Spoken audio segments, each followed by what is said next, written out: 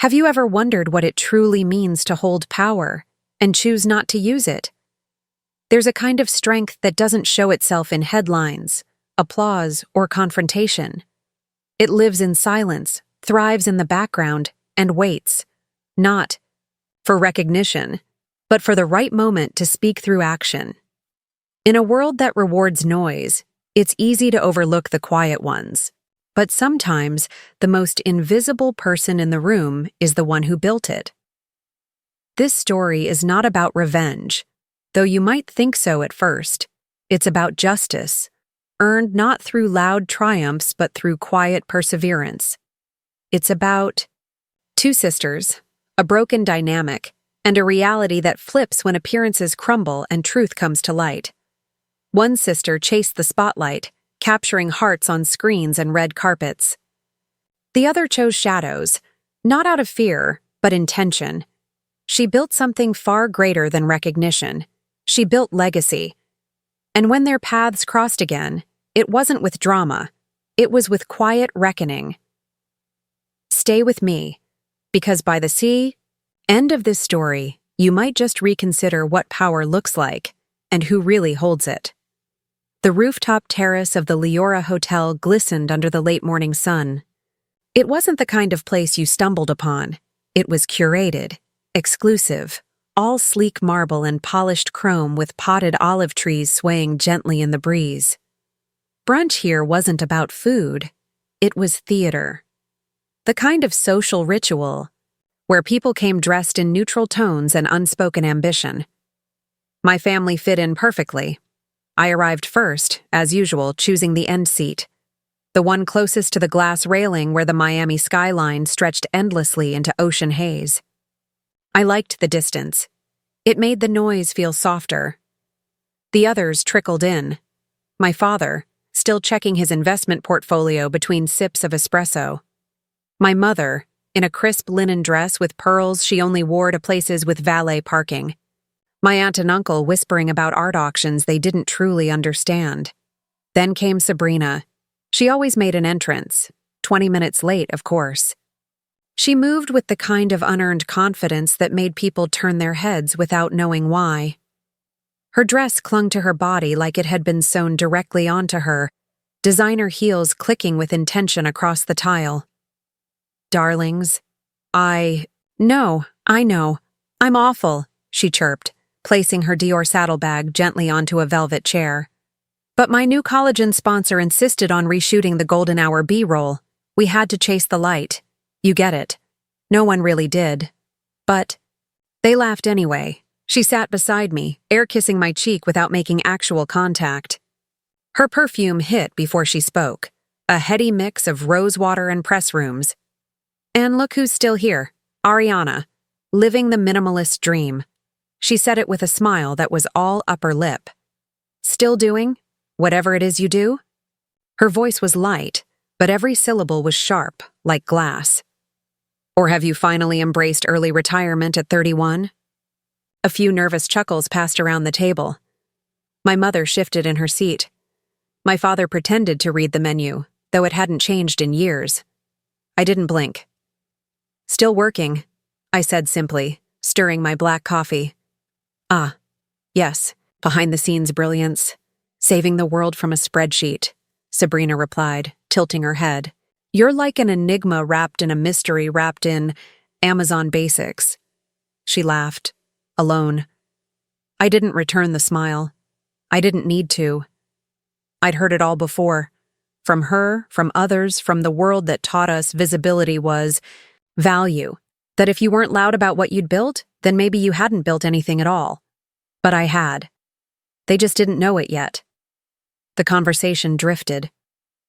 Sabrina launched into a monologue about her recent influencer retreat in Bali, complete with spa endorsements, astrologer shoutouts, and a dramatic recounting of how one brand offered her equity in exchange for a post.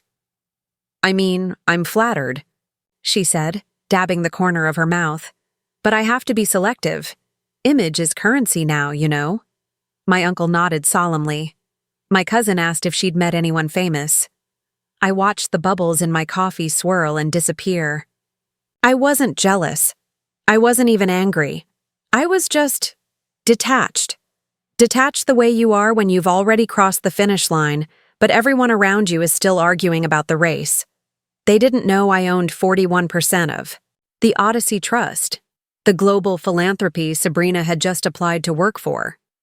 They didn't know that beneath the glossy branding and polished mission statements was a system I had designed, one that quietly distributed over $300 million a year into education, environmental recovery, and human rights litigation. They didn't know that the Trust's signature campaigns, the ones Sabrina followed on social media, were quietly written, funded, and launched from a series of private offices I never stepped into during business hours. Because that was the choice I made. To build something real and let it speak for itself. I heard my name again. "You should really let me do a brand audit on you," Sabrina said, turning to me. "You've got this mysterious tech whiz vibe. Could be very marketable if we paired it with a good backstory. We just need to polish a few things. You know, clothes, posture, public presence." I looked at her, not cruelly, just clearly. "Thanks. I'll keep that in mind." She nodded, oblivious. "I mean, you're obviously smart. You just don't know how to present it." That's when I felt it. Not anger, but confirmation. Sabrina hadn't changed. She still believed worth was performance. That power had to be performed to exist. That success needed hashtags and soft lighting and press kits. What she didn't know, what none of them knew, was that the internship she'd bragged about on Instagram last week, the one at Odyssey, had been granted after her resume passed quietly across my screen. I'd seen it. I'd read it. I'd approved it. I even signed the internal welcome letter she would never read. She was walking into my world, unknowingly. And I wasn't going to stop her, let her talk, let her boast, let her believe for now that I was the quiet one. Because soon she would learn that silence doesn't mean absence. And sometimes, the person you overlook is the one who holds the pen that writes your next chapter. I wasn't always silent.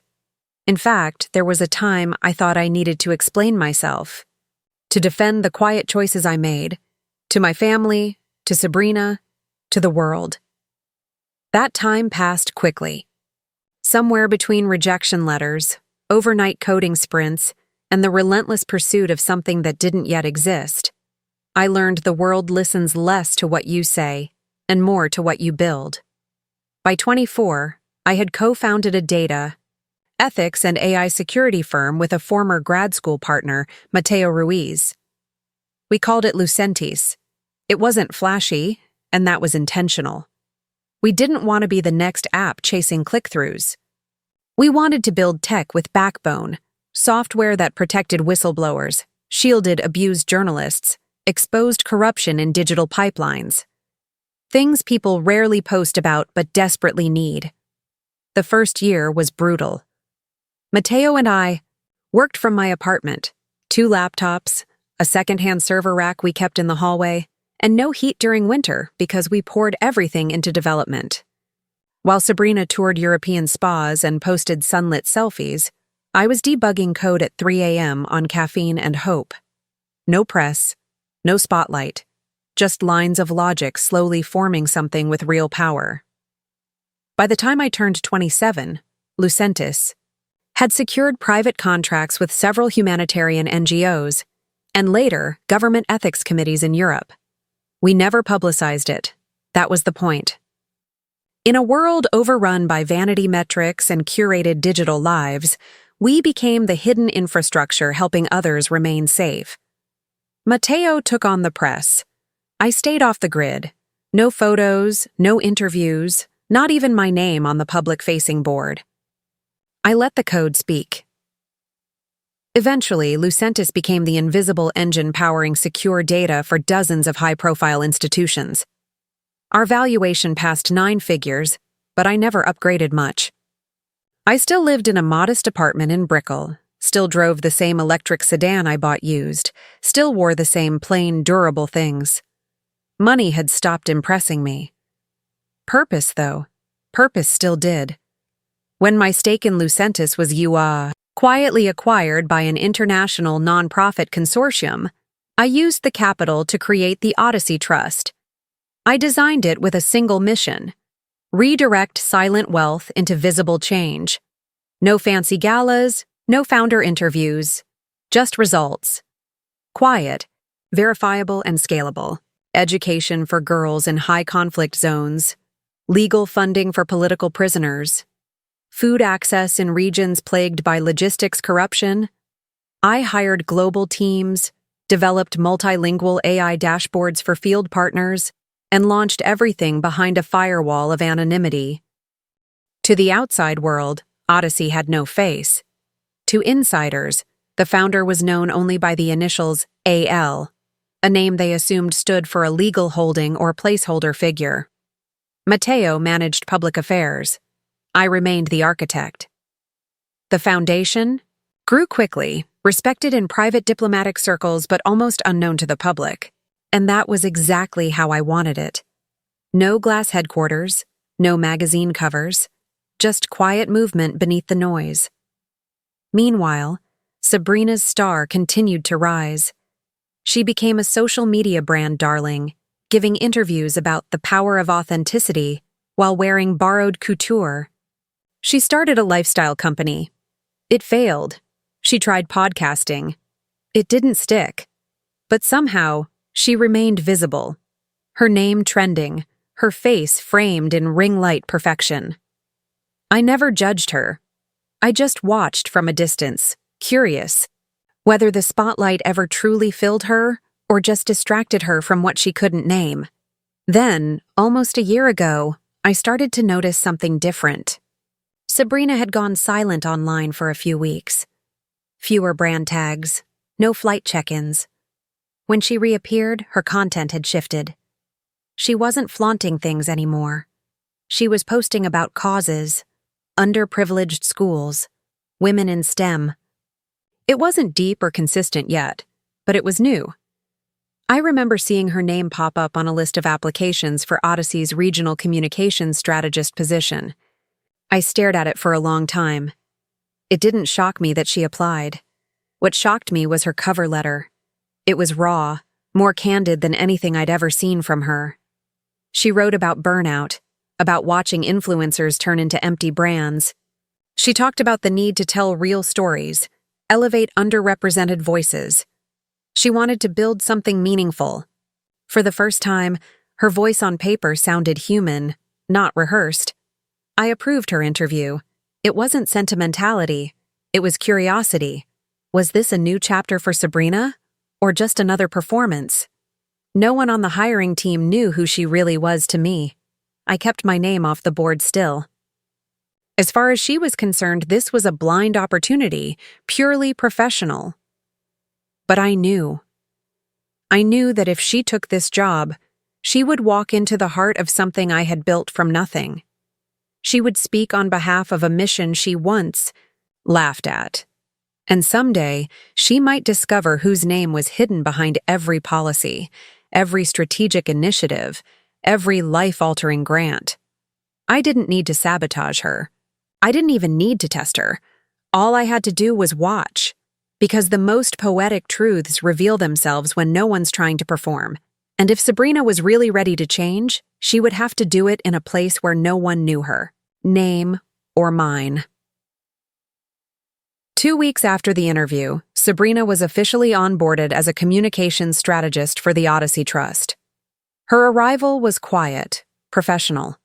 There were no cameras, no glamour, no trace of the influencer energy that once followed her like a spotlight. She wore a navy blazer, minimal makeup, her hair in a low twist.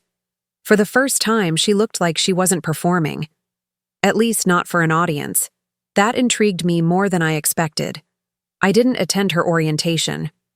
I rarely appeared at the office in person before 7 p.m., often when the last meeting had ended and the cleaning staff had taken over.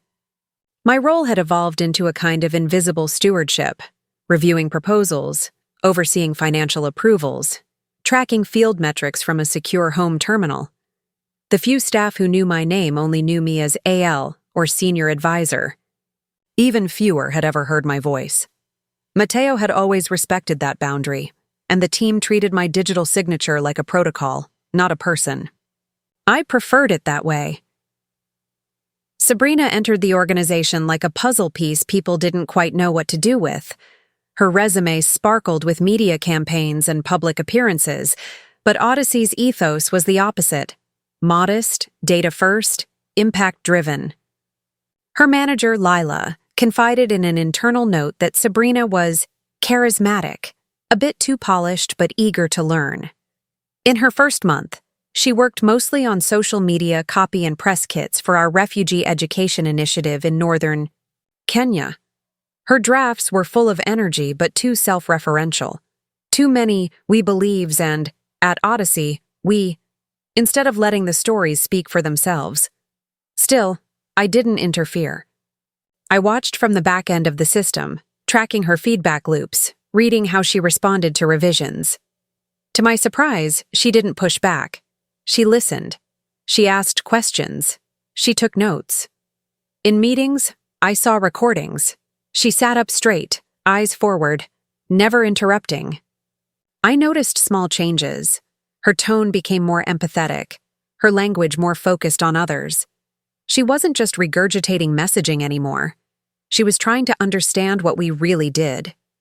That's when I knew she wasn't just passing through. She was trying. What she didn't know was that every project she touched had, at some point, passed through me. The Kenya budget? I signed it. The grants to trauma-informed schools in Beirut? I wrote the framework. Even the AI system. That scheduled field interviews, mine. She was working inside a machine I had architected from the inside out, and still, she couldn't see me. The irony only deepened one Friday afternoon. She was reviewing our cross-platform engagement metrics and pitched a new narrative strategy. To Lila, feature founder stories from our anonymous donors. "We never see them," she said in her proposal. "But they move mountains. That's interesting. That mystery, that humility, it's powerful." I stared at her words on the screen. For the first time in years, Sabrina had acknowledged that being invisible didn't mean being irrelevant. It felt like hearing a familiar song in a different key. And then came the moment I hadn't expected to arrive so soon. Mateo messaged me. "Check the draft of her latest press memo. Last paragraph. She's guessing." I opened the document. In it, Sabrina speculated about the mysterious architect behind Odyssey. "Some say there's no single founder, just a rotating board," she wrote. "Others whisper about an AL, a silent figure who shaped the mission from the ground up. I don't know if they exist, but if they do, I hope they know this. Their silence is louder than most people's speeches." I stared at the screen, unsure if I should feel exposed or vindicated. That paragraph wasn't an accusation. It was a question, a gesture. She was trying to reach someone she didn't know she already had. A week later, her name appeared on a new initiative file, Bridging the Quiet Gap, a media campaign aimed at highlighting invisible changemakers in D.C. low-income communities. She wrote the concept herself. The tagline read, "Real stories, no filters, no fame, just change." I approved it within 6 minutes. Later that day, as I reviewed internal approvals, I saw something unexpected. A digital request. Team Sabrina Green is requesting clearance to lead project briefing at next strategy council. That council included the founder seat, technically, me. Mateo pinged me again. "You planning to show up? She'll be presenting. Could be interesting." I closed the message without replying. Not yet. Not like this. But something had shifted. Sabrina had taken a step forward, unaware of how close she stood to the very person she once dismissed. And I wasn't ready to stop her. Not because I wanted revenge, but because I needed to see what she would do next when she thought no one from her past was watching. She didn't know it, but she had already walked into the center of everything I'd built.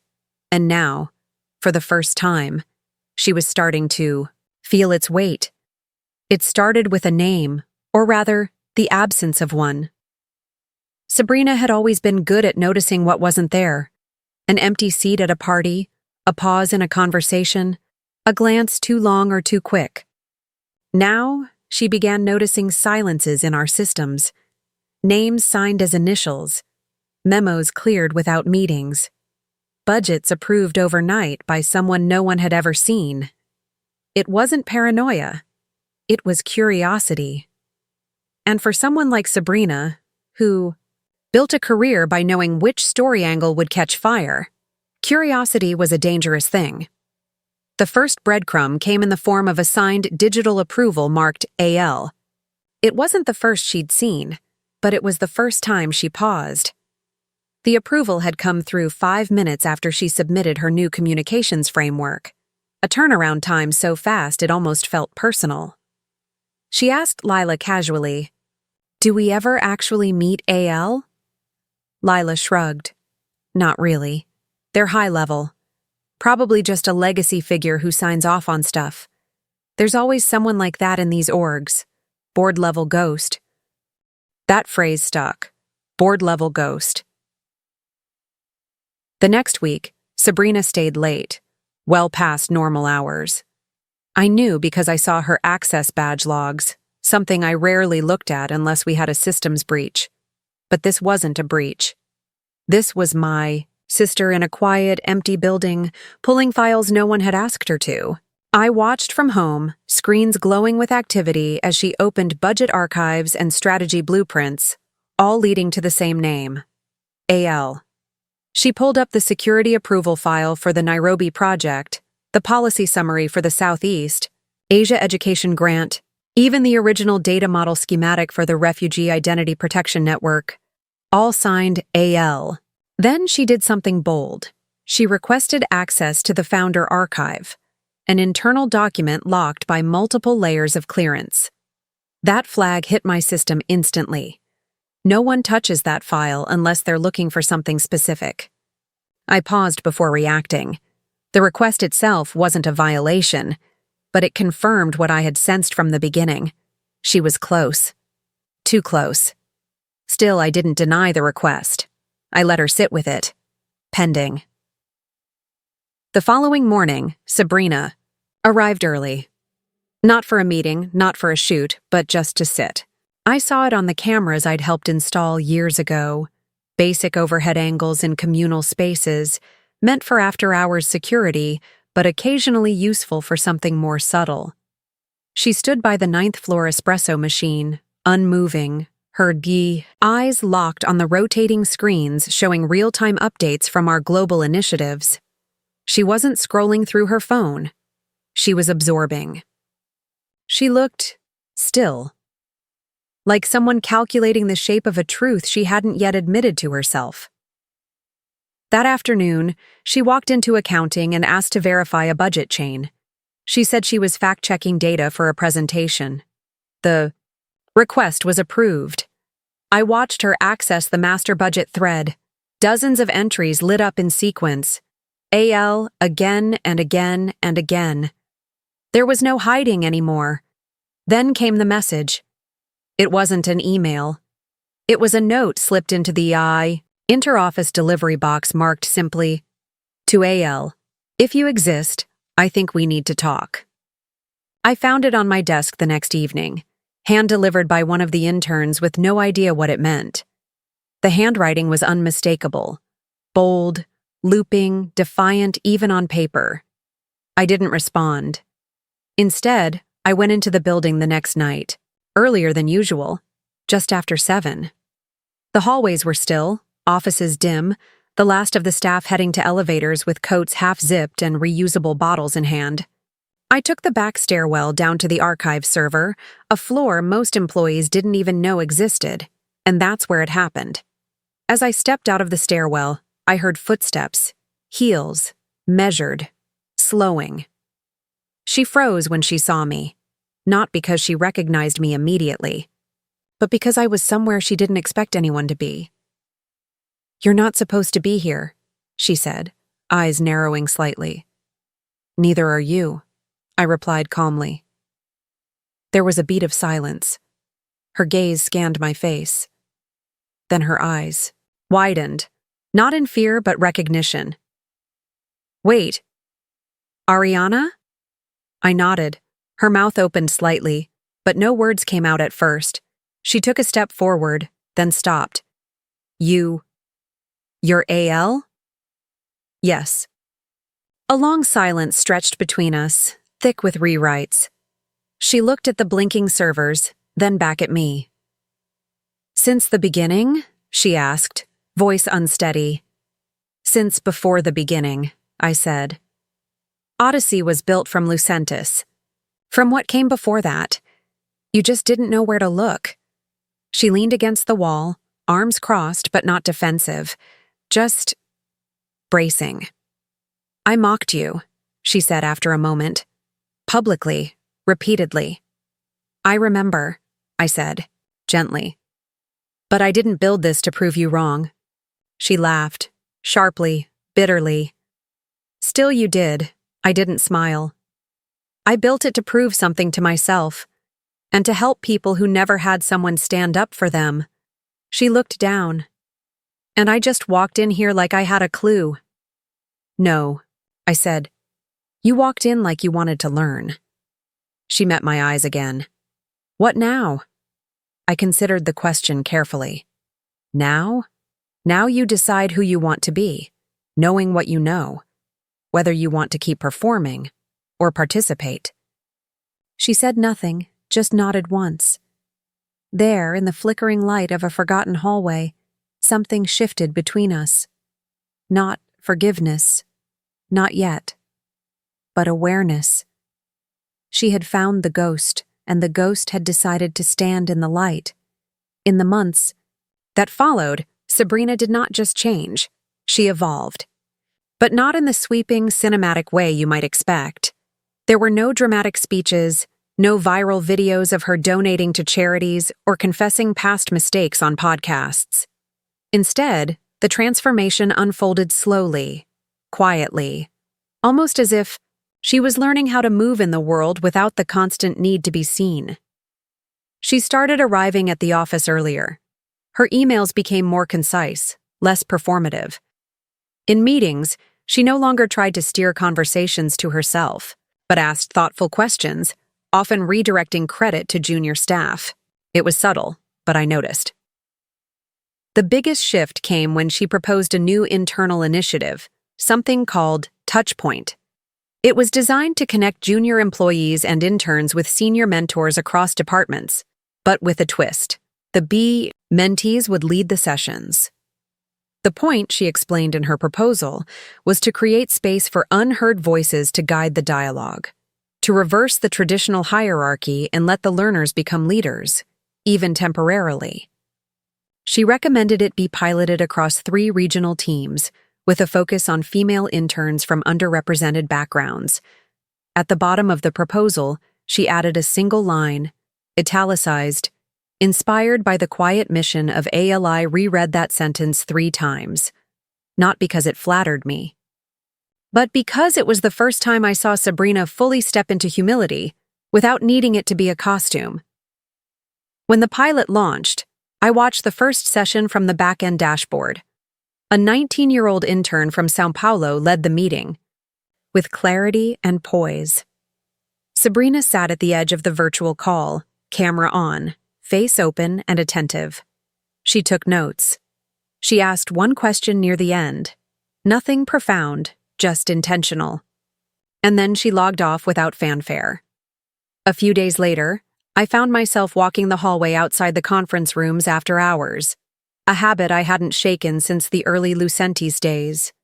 Through a glass door, I saw her alone in a meeting room, rehearsing a presentation with no audience. She didn't see me. She was focused, reworking a transition slide on the whiteboard, murmuring timing cues to herself. She was preparing, not performing. And that distinction made all the difference. By the time the Foundation's mid-year review came around, Sabrina had gained the respect of the operations team, the field liaisons, even the notoriously strict legal audit manager. No one whispered about her being a legacy hire anymore. No one questioned whether she belonged, because she no longer needed to prove that she did. She just did. At one point, Mateo forwarded me a note he'd received from an external consultant who'd worked with Sabrina on a policy redesign. "I was skeptical at first," the consultant wrote, "but she listens deeply. She doesn't pretend to know what she doesn't." That kind of honesty is rare in this space. I didn't respond to Mateo's message. I didn't need to, but I did something I hadn't done in 5 years. I attended a strategy council meeting in person.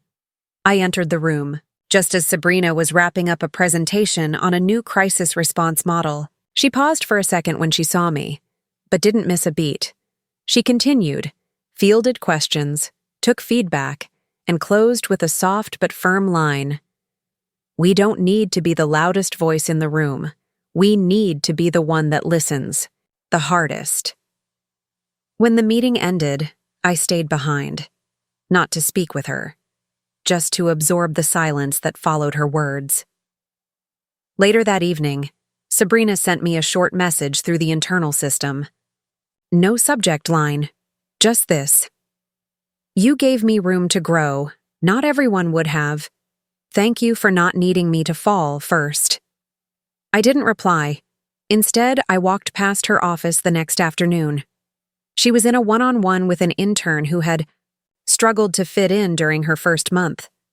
I stood outside the door, unseen, and listened to the way Sabrina encouraged without sugarcoating, challenged without condescending. When the session ended, the intern looked lighter, like someone had finally handed her permission to speak her own language. Sabrina walked her out, then returned to her desk. I almost kept walking, but then she looked up and saw me. We didn't say much, but before I left, she said quietly, "I don't think I ever really understood what you built. Not just the systems, the space. You built a place for people like me to become better." I paused, hands in my pockets. "And now you're doing the same for others." She nodded. "I'm trying." That was enough. Because it wasn't about what she'd been. It was about what she chose to become, now that she finally knew the weight of someone else's silence. The 5-year anniversary gala for the Odyssey Trust was held in a converted observatory overlooking the coast, a domed glass structure strung with lights like constellations. It wasn't the kind of event I would have attended in the past. I'd always preferred to remain behind the curtain, letting Mateo deliver the speeches, shake the hands, pose for the photos. But this year was different. This year, I chose to step forward, not for attention, but for acknowledgement. Not of me, but of everything we had built. Everything we had become. I arrived early, before the photographers set up, before the guests filtered in with their tailored suits and flowing gowns. I stood alone in the side room where we were set to gather. Before walking out, my reflection staring back at me from the floor-to-ceiling windows. I wore a black dress, simple, unbranded, the kind of elegance that doesn't ask to be noticed. My hair was pinned neatly, and for once, I let them apply a touch of makeup, not to perform, but to honor the moment. Mateo stepped in quietly and gave me a nod. "You ready?" he asked. I wasn't sure, but I nodded anyway. The lights dimmed. The host took the stage, and when she introduced the visionaries who made all of this possible, I walked out beside Mateo into a sea of applause. Not thunderous, not theatrical, but full and steady, like a wave carrying something long overdue. I didn't look for Sabrina right away, but I felt her presence before I saw her. She stood near the back, wearing a charcoal dress with no embellishments, her hair pulled back in a style that reminded me more of our childhood than any red carpet. Her eyes didn't shine with envy or apology. They were calm, present. Mateo spoke first. He recounted our journey, from 2 laptops in a cramped apartment to a global infrastructure for change. He mentioned milestones, challenges, triumphs. Then he turned to me and stepped aside. I took the mic with a steady hand. I looked out across the room and paused. "This is the first time many of you have seen me," I began, and a gentle ripple of laughter followed. Warm, not mocking. And that's by design. I've never wanted to lead from the front. I believe real leadership leaves room for others, for stories that haven't yet been told, for voices that are still learning their power. I kept it short, spoke only of purpose, not of history. I ended with this. Odyssey isn't about names or titles, it's about impact. It's about the quiet work that changes lives while the world is busy chasing headlines. When I stepped down, the applause came again. Not louder, just deeper. And when I looked toward the back of the room, Sabrina was no longer there. I found her outside later, standing near the terrace railing, watching the waves shimmer under moonlight. She didn't say anything when I approached, just tilted her head as if to say, "You did it." "No," I said softly. "We did." She glanced at me, a small smile tugging at the corner of her mouth. "I missed so much." "You're here now," I replied. She nodded. "I didn't think I'd ever really understand what you were building, but tonight, I felt it. The depth, the care. It's not just an organization. It's a language. You've learned to speak it," I said. "I want to teach it," she replied. "To others like us, people who were told their worth had to be loud." I reached into my clutch and pulled out a small envelope. "There's a new division. We're launching Echo Line's global expansion. You'll be leading it, if you want to." She didn't open it right away. She just held it in both hands, as if it were a promise she wasn't sure she deserved. "I don't need to prove anything anymore," she said. I smiled. "Exactly why you're ready." That Sunday, for the first time in years, our family met, again for brunch. Same old place, same table, same striped curtains filtering sunlight through the windows. But something was different. My mother smiled at me more fully. My father asked me questions he never used to. And when my uncle turned to me with a familiar smirk and said, "Still working that tech magic in your pajamas, Ariana?" It wasn't me who answered. Sabrina set her coffee down gently and looked at him. "Ariana's the reason half of the initiatives you see in the news actually happen. Without her, none of this would exist. She's not flashy. She's something better, real." The table fell silent for a moment. I didn't speak. I didn't need to. Later, as we walked out, she stayed beside me. There was no need for big words or dramatic gestures. Just a quiet understanding between two women who had finally stopped standing on opposite sides of the room and begun walking, together, in the same direction. Sometimes the most powerful stories aren't the ones shouted from rooftops, but the ones whispered in hallways, slow, steady, and deeply human. What happened between Ariana and Sabrina wasn't about revenge or a grand moment of triumph. It was about recognition. About how truth, when revealed without force, can be more transformative than confrontation. Ariana never sought applause. She built a legacy not to prove someone wrong, but to prove that impact doesn't require noise. And Sabrina's evolution showed us something even rarer. That people can change, not because they're forced to, but because they choose to. And when they do, that quiet shift can ripple into something far bigger than either of them imagined. In a world obsessed with visibility, this story reminds us of the value of restraint, the strength in humility, and the justice that comes not from revenge, but from growth. What about you?